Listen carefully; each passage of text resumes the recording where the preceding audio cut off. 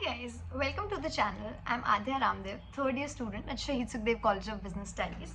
Today I'm going to share my VAT experience of IIM Kozhikode with you. So coming to how it started. As I went to the hotel, I was just a little late as my usual schedule. So I went in. So my reporting time was 8 a.m. and I reported till 8:15ish. So there was a particular room which was meant for the people to sit there. So I just went and sat there. I had to sit there for like 20-30 odd minutes, and then at that point of time they were doing the document verification. So at sharp 9 the VAT started. So at 8:50 the people came to give instructions and we were told basic things about VAT and stuff, and then we were distributed the sheets for the VAT. One thing that was a little odd was that they gave you the sheets and then they said ki keep them with you but keep them turned so that you can't see the topic. And then the sheets were with us and they were like literally scolding the people who were turning the sheets and looking at the topics. Some people were doing that, but highly recommended, don't do it. Then at sharp 9 VAT started. So the duration of VAT was 25 minutes sharp, 9 to 9:25, and then we could see the sheets at sharp 9. So I'd like to show you how the sheet looked like at that point of time. So we were given an A4 sheet, this kind of sheet. It was filled with the details that we had to put in here. We had to put our CAD registration number, etc. here, and then the topic was written here. So I could start from this part of the sheet. So it's like 4/5 of the sheet, yeah. And then again turning it up, yeah, I had the previous full page to write. There was just a signature area at the last. So my topic for VAT was MSP for farmers is a boon or a bane. So my structure for the VAT seemed like I split it into 4 parts. First paragraph being the introduction of the topic.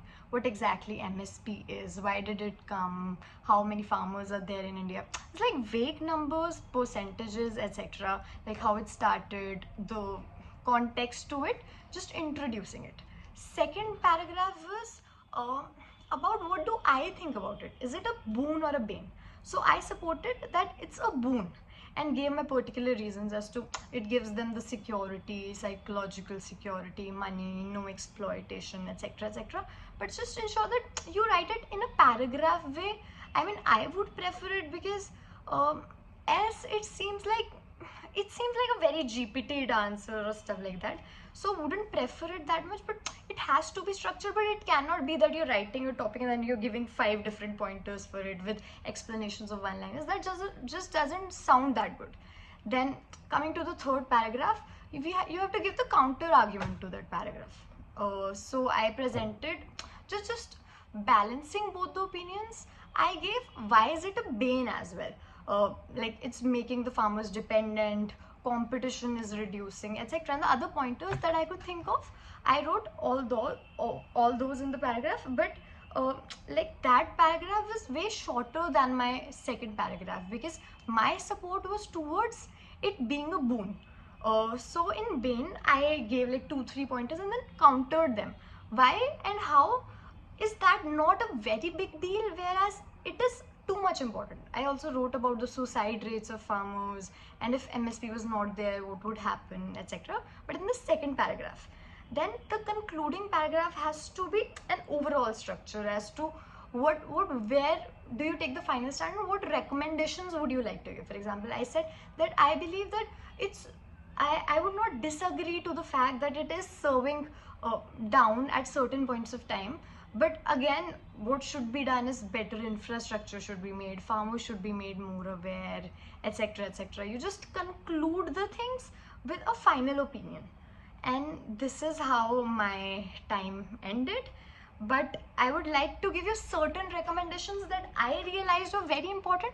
One, Kozhikode's VAT holds 20% weightage, which is way high. So it's like 25 minutes for 20% weightage.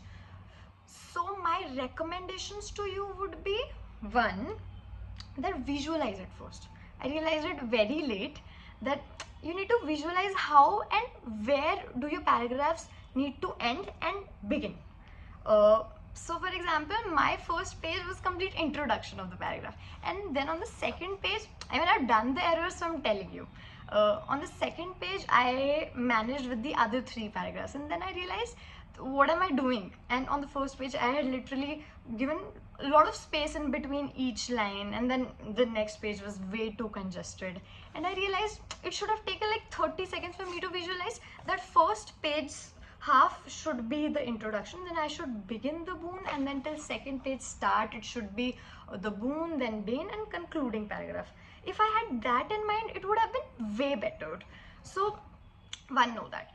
Two is, you need to focus on your handwriting as well. I mean, it's not that important. My handwriting is way too bad. My friends say that I am a doctor, but at least I don't write beautiful, but I write very organized. For example, I write in very straight lines, and then you can understand that it's just way too neat. For example, I would give proper headers, underline it, and stuff like that, so it looks pretty from far behind, but when you get it close, it's not that pretty. But that also works. That's very important. So focus on, like, your sentences and lines should not go here and there. Focus a little on that. Third being, at the end, just take some time to underline the most important pointers. Like, make a box around what you think is important, what is a header or a cloud or something, which actually looks very appealing, because seems like there's differentiation between different things that you've said, and then you know what is important, what is not, any typical terms that you would have used, etc, etc. So even if you don't have great pointers, but great presentation makes it at least better, so that the other person is able to see the structure that you've been through. And other than this, my recommendation to you would be about time management. So how the time should seem like is, since you have 25 minutes, please carry pencil, eraser, and a pen. Scale could also be carried, that's your choice.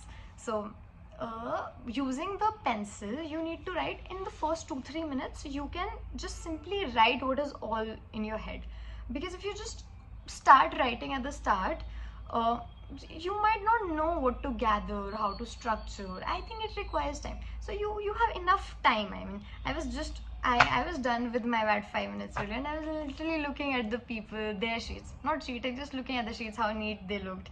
And I realized that I could have taken 1-2 minutes more at the start, where you could just, put in time to think about the major pointers, write them with a pencil on your paper, and then start it.